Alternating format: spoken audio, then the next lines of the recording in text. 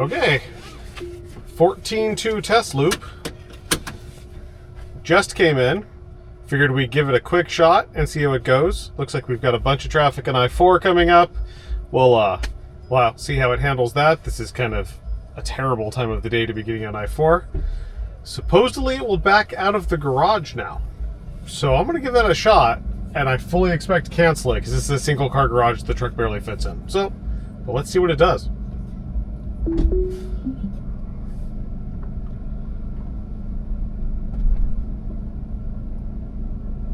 Oop. Yeah, that would have just taken my mirror right off.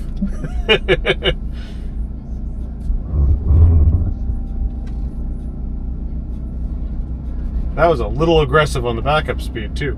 So good to know. If you're backing up with full self-driving on, it might try to take your mirror off, and that would be bad. Okay, let's put back in park. Try that again.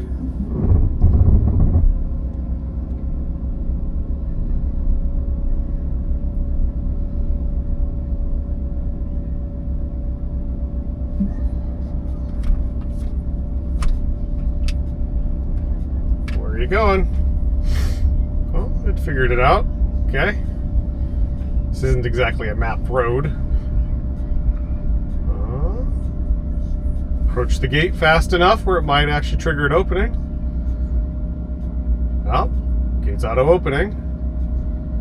You have to approach our gate at about 3 miles an hour for it to automatically open.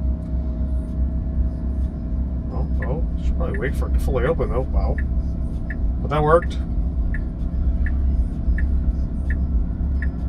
So far, other than I tried to remove my mirror backing out from the garage, so good. It actually does feel smoother than 14.1 did, because that would always be more jerky than it was. I don't know why it's already preconditioning. We have an hour before we get there. Batteries must be way out. In 1,000 feet, turn right onto North Goodman Road.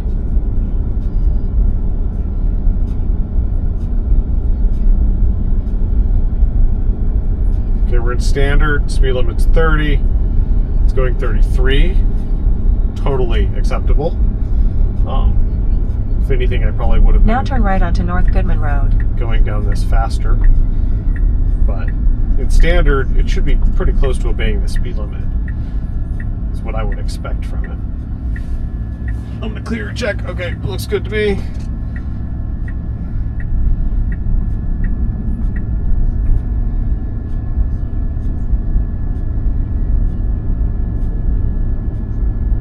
Oh, stay right there, dude. Also impressive, it gave him extra room. It rolled over, did go over the braille for a second. And unlike 14.1, it didn't signal weirdly when it did that. So that's an improvement.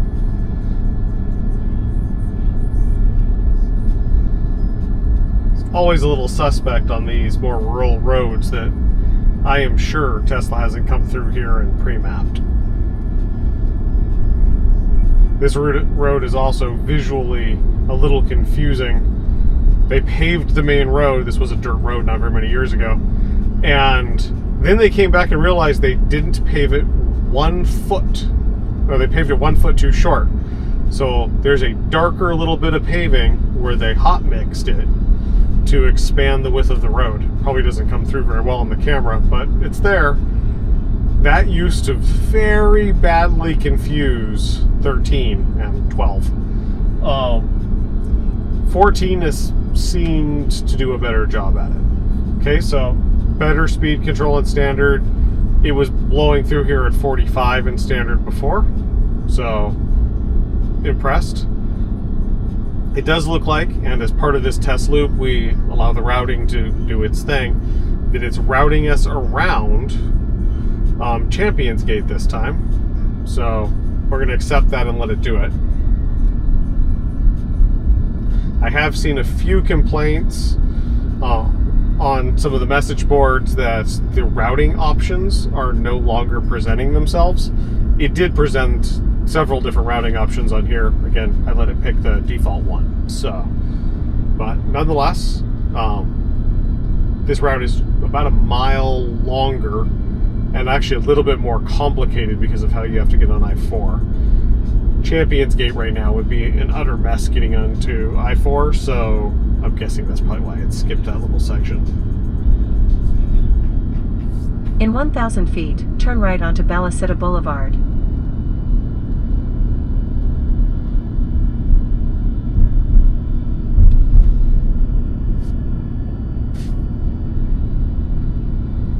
Okay, that was cleaner and smoother than even on 14.17. It doesn't wobble so much going through the turn. Now turn right onto Ballasita Boulevard. Okay. Stop sign that nobody understands when they should or shouldn't go. So we should be... Oh, okay. I'm going to have to go because he's flashing us. So that I'm going to count as a disconnect because it did not understand the behavior. But still, we will continue from there. It's interesting that even though it was his turn, he flashed us. That is logic that does not exist in the full self-driving. I could have sat there. He probably would have eventually gone, or the car would have given up and gone when it saw he was sitting there longer. But my goal here isn't to irritate other drivers. As it stands, the fact that we're only going 42 on this road and he's now sitting behind us is probably irritating him a lot, and he's wishing he had gone before us.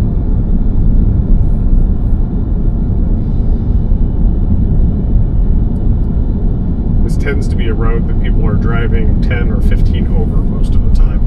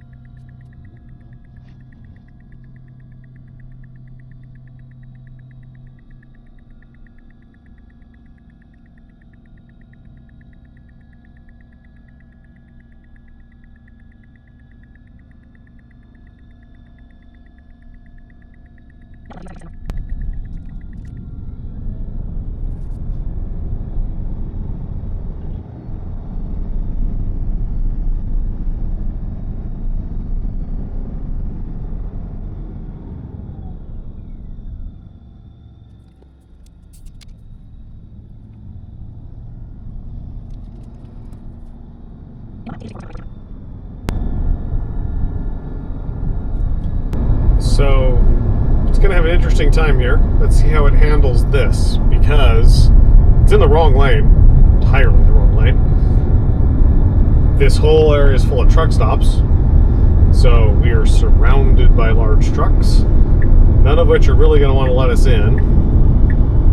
We've got a car who's been sitting on our quarter panel a good chunk of this time. Ooh, he might let us over, but unless it gets pretty aggressive here, it's not getting all the way over. More. Find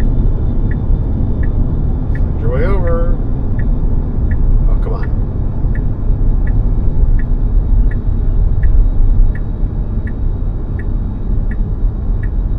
You've had plenty of time and space.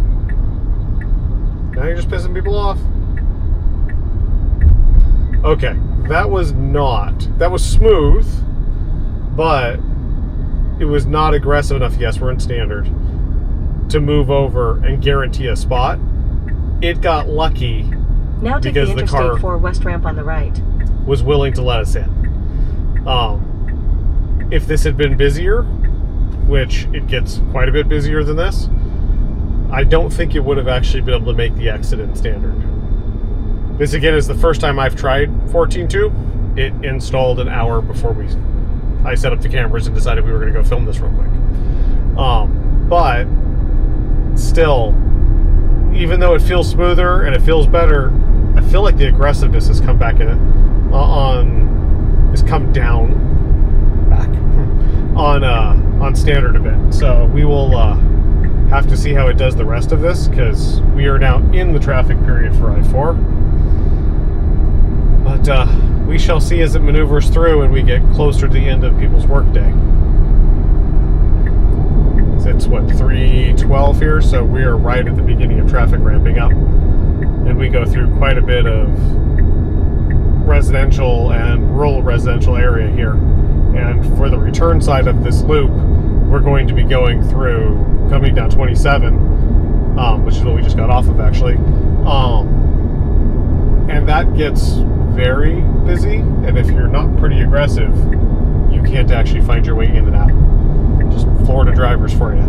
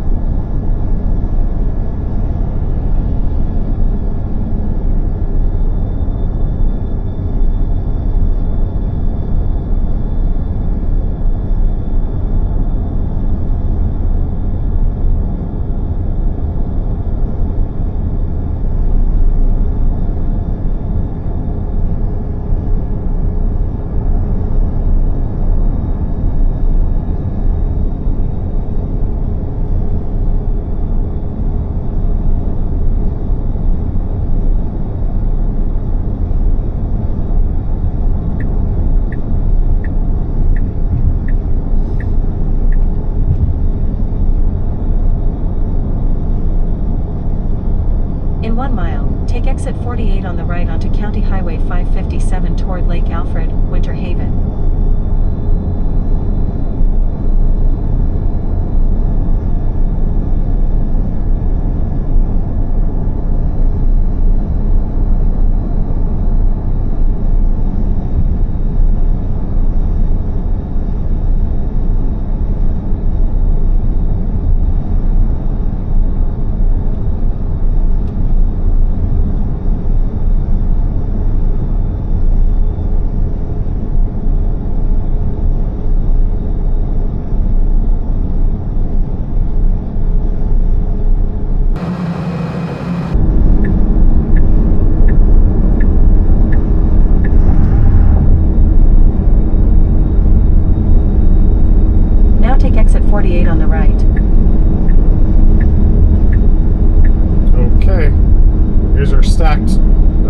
roundabouts. See how it handles through here. The map knows about it now, so it doesn't have as big of a handicap. In 1,000 feet, enter the roundabout and take the third exit. As it used to. I guess I could mute her, but I think it's nice having her talk, I guess. Now enter the roundabout and take the third exit. So come around our roundabout. We've got a couple of people to negotiate here. Okay. Properly yielded and didn't just stop. So that's a plus. No random brake stabbing. Random turn signal is back. That wasn't there in the last test. Apparently we're going to follow this limo around. See if it has any problems with the outside of this one. Okay. Highly impressive. Okay, now it has a merge, but it's not going to have to really deal with it. There's so much traffic stacked up there. People are just going to get around us and then cut over is my guess. Plus the limo is going to the gas station. He probably should have already moved over.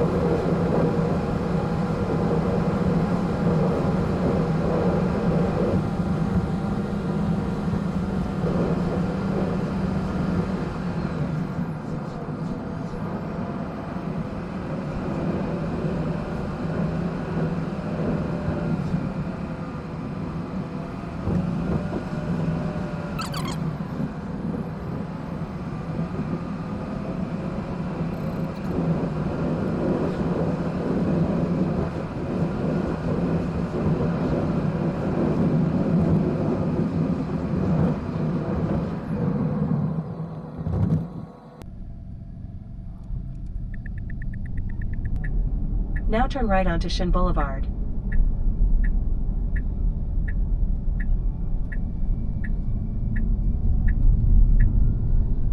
Oh. That's different. Every other time it's moved all the way out to the outside lane. Speed camera ahead. Caution, speed camera ahead. It's staying below the speed camera limit, but that has nothing to do with the fact that there's a speed camera. It just, that's what it does. Speed camera.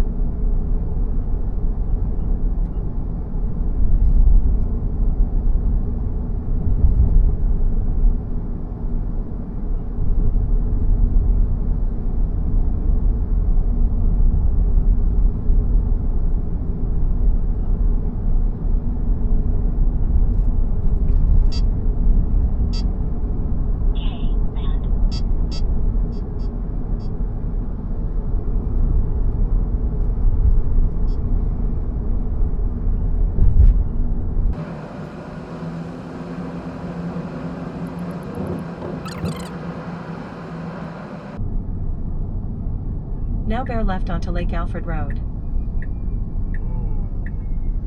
Not getting in there unless it gets out of your way. Ooh, that's not good. Come on. Come on, move in there.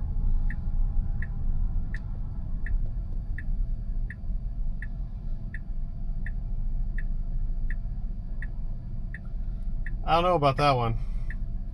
It should have slowed down and dropped behind the Subaru that's in front of us, or sped up and jumped in.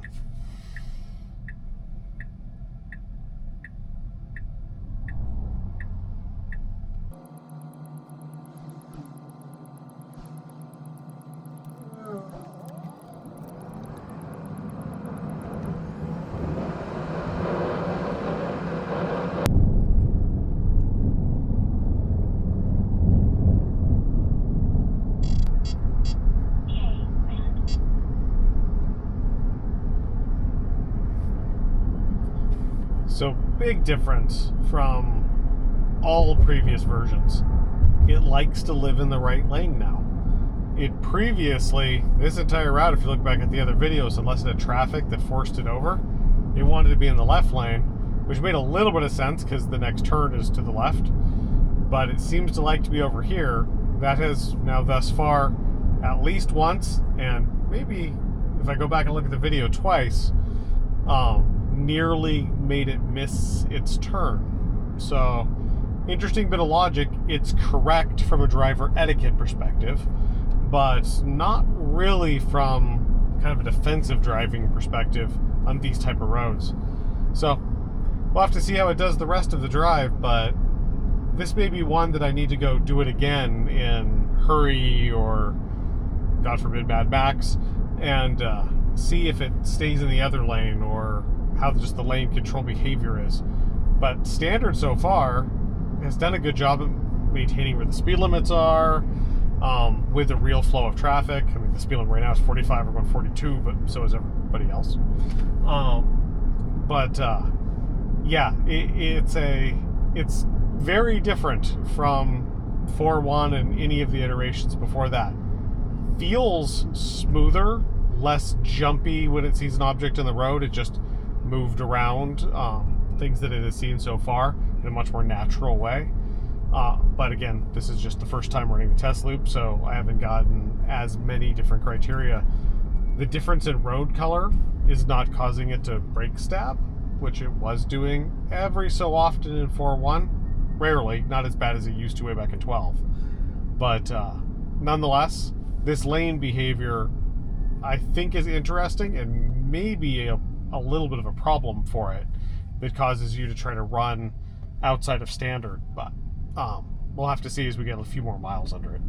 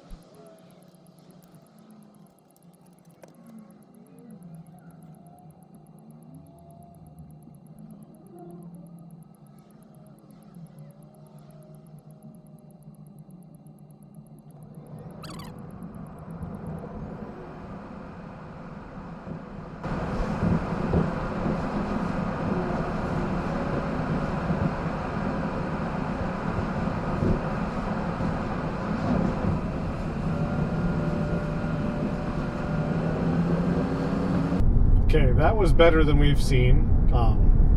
It actually stayed inside that 35 mile an hour speed limit, inside a speed range that was reasonable, and then sped up as we crossed the sign. In the past, if you review the previous videos, it would just go screaming through there at 50. And I'd either have to slow it down or keep a good lookout for cops or such in there. I purposely don't run through there while that school zone is active when it comes down to 20. I kind of assume I'm going to end up with a disconnect, and I'm not willing to risk both the ticket and, the kids that there are running back and forth across the road the entire time because the parents park across the street in that industrial area. At some point, I'll have to go through there once I'm really comfortable with it, and during the beginning of the school time when there is no kids yet, but the speed limit is slowed down just to see how it handles it, but I haven't been willing to do that yet.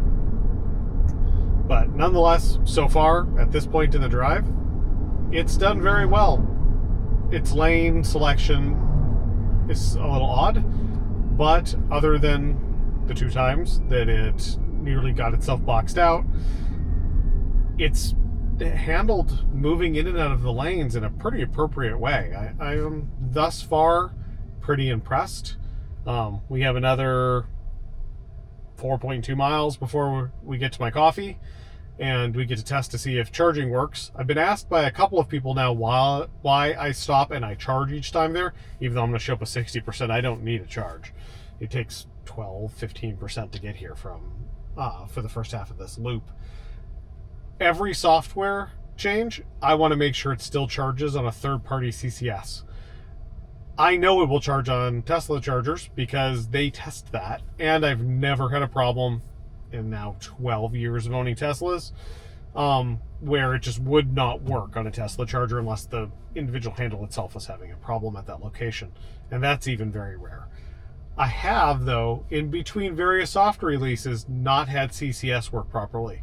And because we primarily road trip with this vehicle, and I'm not just tied to Tesla superchargers in my route planning because they're not always spaced in the most optimal hop distance, I want to make sure that when I get to one with 4 or 5%, it's more than likely going to work. So this test is also to see how that goes. But nonetheless, 4.2 miles, I get to get some coffee, and then we run the route back.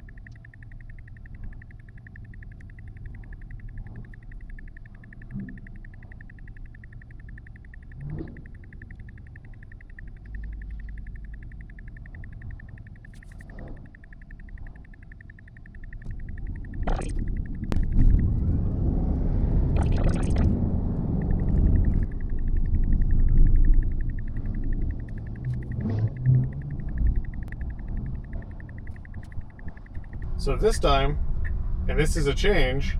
Now make a U-turn at Old Lake Wales Road.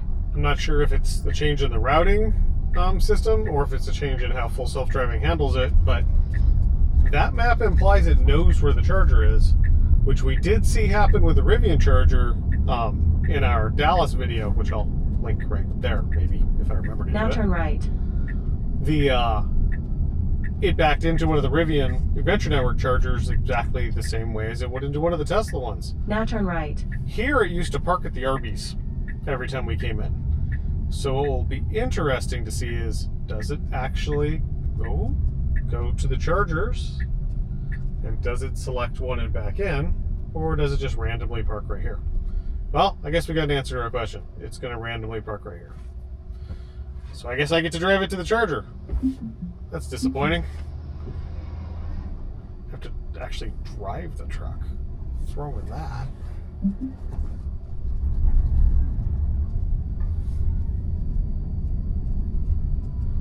Oh, which one should I pick? It's so full. It's actually the first time I've come here that there hasn't been somebody else in a while. Okay, let's back in there. You had your chance, now I'm doing it. See if I remember how to drive the truck. Okay, we can't go too far back and we can't get the charge door past the handle. Okay, time to charge, get some coffee, and then we'll do the return trip back. Apparently, they don't want us to be able to emergency stop this one anymore. They took the button out, or somebody did. Really wish they'd get this to the point that it authenticates as fast as the Tesla ones do. Cable safety, cable safe, see? It's right there, it's plugged in. Still checking cable safety. You know what'd be cool? Is if you matched voltage, and then we could start. There we go. Lots of fun clicking noises. Still blue. Oh, green. Green. So, showed up at 61%. 750 volts. 60 volts. We're at 61%. We're not going to get a phenomenal rate by any measure. 145 is about it. Okay. Coffee time.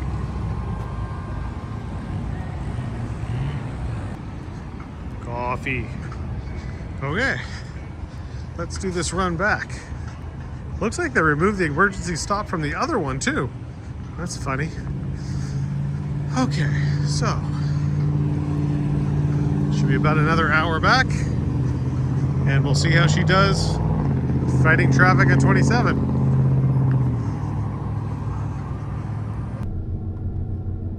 Okay, time to go home.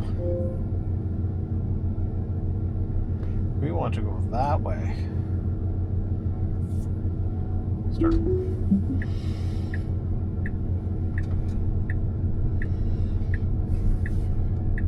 Let's see if it keeps the route this time. Last time it didn't. It randomly changes it on us. Like right at the last Now turn left second. onto Old Bardo Lake Wales Road. Looks like it's going to this time though.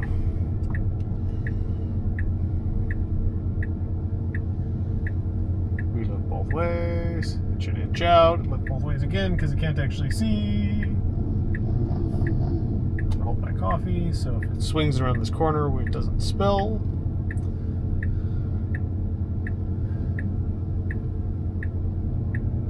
Come on. Here we go.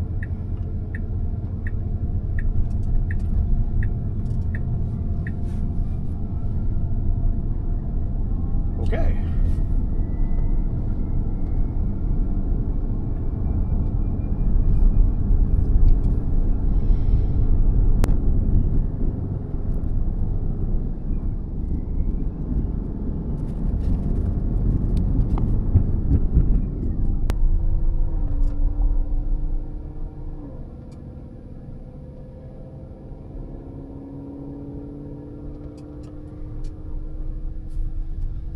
Okay, pretty impressive.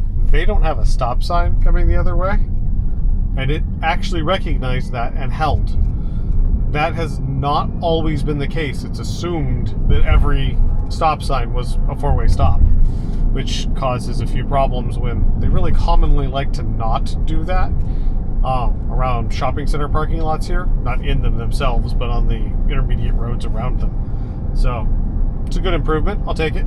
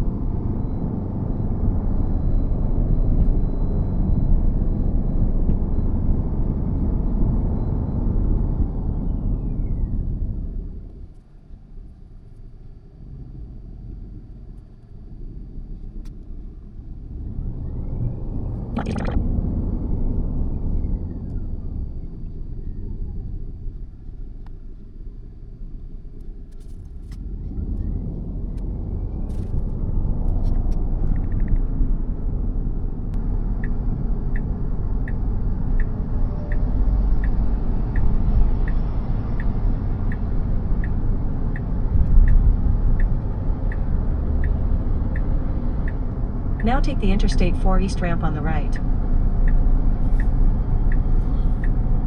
Okay, so that's a vast improvement over the last couple of versions. I bet if I ran it 3 times, I'd get 3 different results, but it stayed in the proper lane. It's now in the lane that doesn't go away, so it doesn't have to fight the merge, other than the one traffic coming from the other way here, which doesn't really matter. So, nonetheless, an improvement. It was far smoother maneuvering its way into that exit or entrance on I-4. in previous iterations, it would just stay in the middle and then try to fight its way over at the last minute. So, whereas it had trouble other places in picking the lane, that one it improved on. Maybe me yelling at it several times because I had to disconnect there actually mattered. So, although I kind of doubt they use you talk to them and do a bug report information at any level of granularity, since they have to be getting thousands and thousands of those an hour. Nonetheless, our next challenge for the full self-driving is the inverted diamond, which comes up in just over a mile.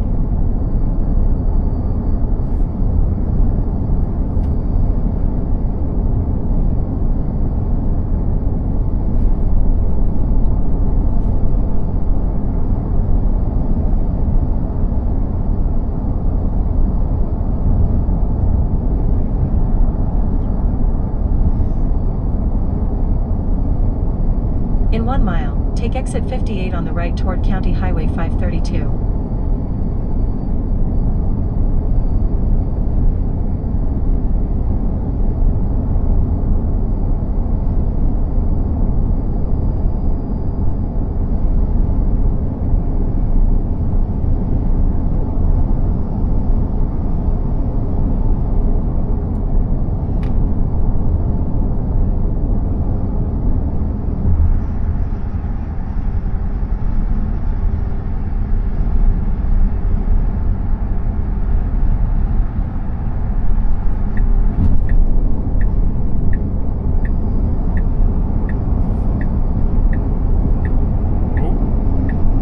Outside lane, maybe a little too long. Let's see if it gets over.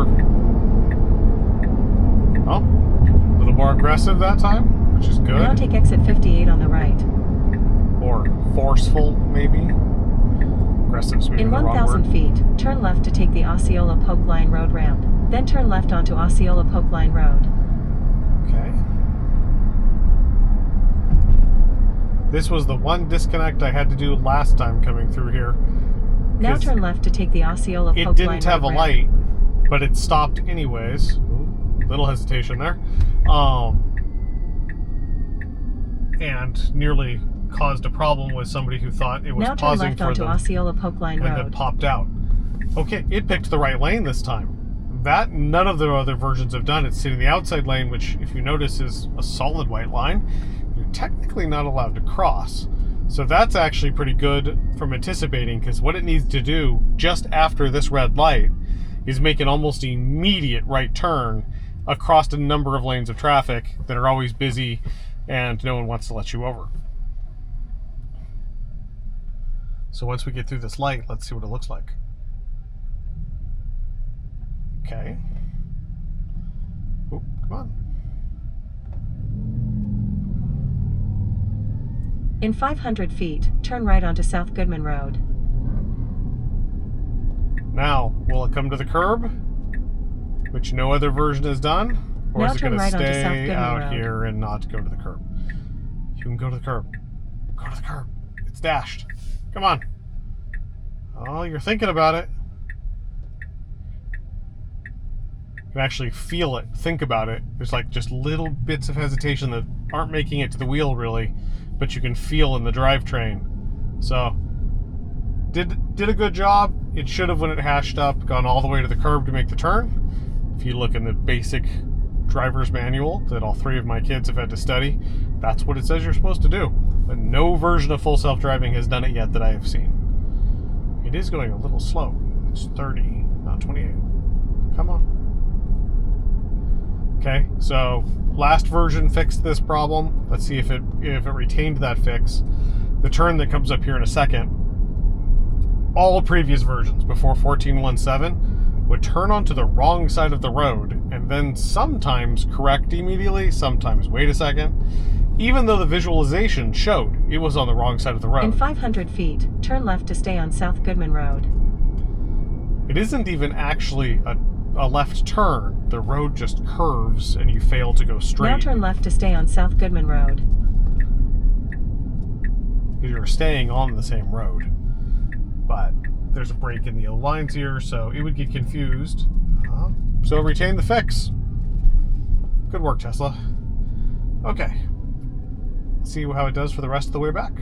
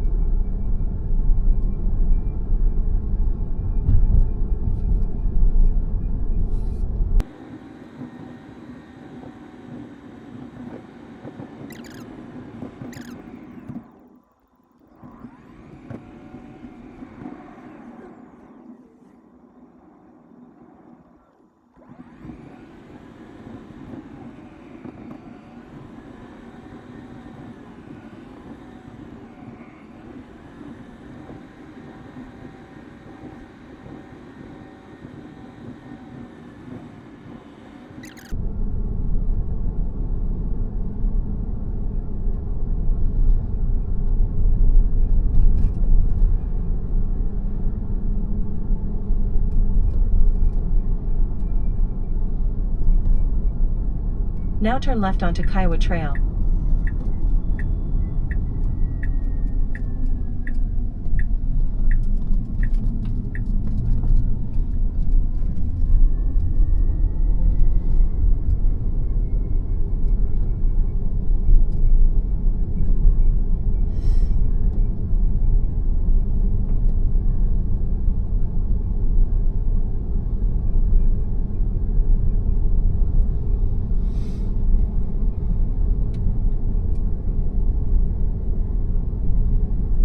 In 1,000 feet, your destination will be on the right.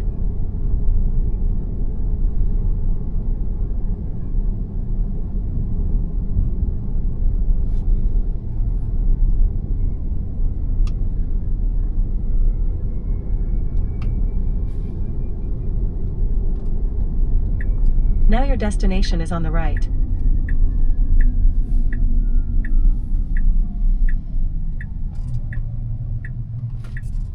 Hey, the gate didn't open.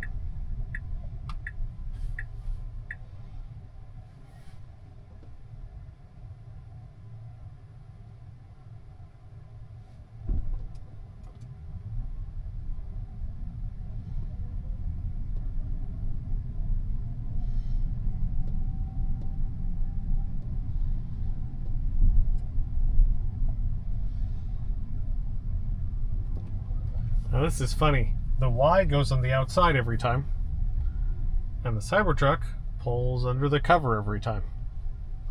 Don't know what the difference is between the two stacks that causes that, but this I think is superior. Okay, a couple of quick things before this light turns off and you can't see me anymore. 14.2 is a big improvement over 14.17 in a number of ways, but I think went a little backwards in its lane selection. But overall, it feels very human and very normal, just like 14.17 did. Big improvement on not being afraid of random things on the road. I think Tesla overreacted to the viral video of the people trying to do a cross-country trip and then hitting debris that damaged their car, which was very likely staged. So they made it a little over sensitive in that way, probably overtrained objects on the road. This time it only avoided things that were actually real, and it pretty much didn't avoid minor potholes and such. Big improvement. Overall, I think it's got a little bit more to do on lane centering. It has a little bit more to do on parking lot selection. It didn't automatically go to the charger like it did for the Rivian ones before, even though it knew where they were. Some really minor issues. And it almost missed a turn, but it did a good job of maneuvering its way in afterwards. So I think big improvement over 417. I really think they should push this out to everybody. The fact that it tries to avoid random shadows in the road is actually a little dangerous in the previous version, as we've seen with the Dallas video. Nonetheless, good job, and I look forward to seeing what they do with the improvements with this. Oddly, our Cybertruck got this before the Model Y did. So as soon as the Model Y gets it, we'll probably do the same thing. Maybe do something a little different and have them both run it at the same time, and see what they, what the differences are between those two. So thank you for watching. If you liked it, like and subscribe. We put these out with each version along with our road trip videos. Thank you again.